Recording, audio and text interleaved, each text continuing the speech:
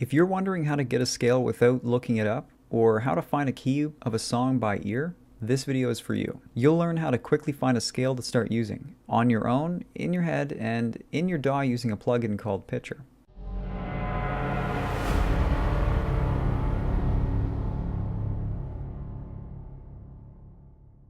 The first method we'll be covering is probably the easiest out there. Before we get started, let's quickly go over what a whole step and a half step is. Whole and half steps describe the distance between notes. They involve all of the notes on a keyboard, white and black. A whole step is 2 notes from the one you're on, and a half step is just 1. Okay, so all you need to do for this method is remember or write down the formula. The arrangement of whole and half steps here apply to the heptatonic version of the major and minor scales. There is, however, different arrangements for different scales. Let's start with the major scale. It can be remembered as whole, whole, half, whole, whole, whole, half. This basically means that to get from the first note to the second on the scale, you have to go up a whole step. The distance between second and third is also a whole step. To get to the fourth, it's a half step, and so on. The last step will bring you back to the beginning of the scale, just in a higher octave. The minor scale follows the same principles. All that's different is the order of whole and half steps. For minor, it's whole, half, whole, whole, half, whole, whole. And if that doesn't quite work for you, don't worry. We can approach this a bit differently by focusing on the number of times a whole or half step is played consecutively. Keep in mind, the major and minor scales both start with a whole step. The major scale, for example, can be remembered as 2-1-3-1.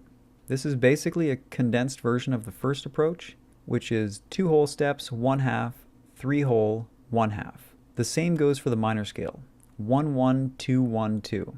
1 whole step, 1 half. 2 whole, 1 half, then 2 whole steps to get back to the root note in a higher pitch.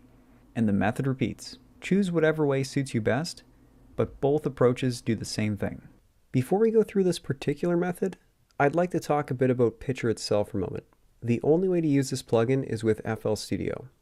If this is all you need it for though, you can use it in the demo version of FL Studio, and I highly recommend doing that.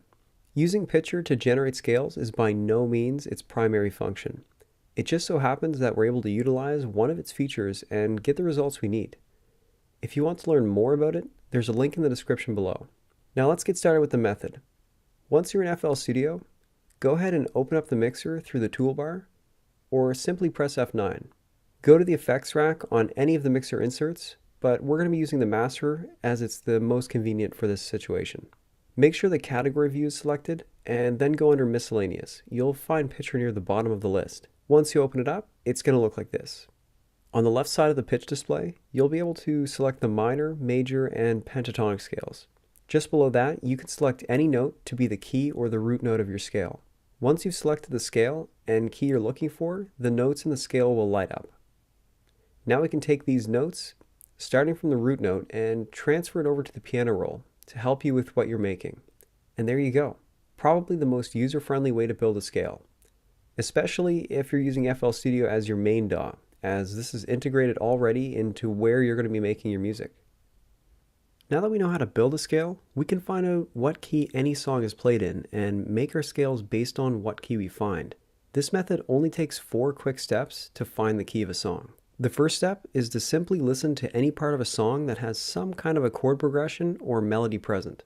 As you play the song, hum or whistle the first tone that comes to mind. That seems to fit well with everything being played. For the next step, you'll need something to actually play the notes. This could be a piano, MIDI controller, or really any instrument if you wanted to. Start on any note you want and play one note after the other, up or down the keyboard or instrument, until you find the note that you thought fit well in step 2. This note will be the key or the root note of the scale.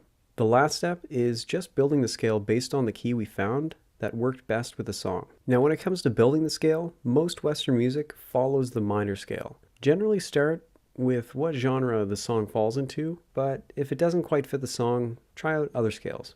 Now after you find the key to a few songs, you'll probably be able to start figuring out step 2 in your head. Next Monday, we'll be talking about musical periods and how they can be used in your songs to really make an impact in your melodies. If you want to stay up to date with the content we're uploading, you might want to subscribe. And for those of you who don't know, subscribing is completely free, and it's also another way to show your support. And as always, thanks for watching.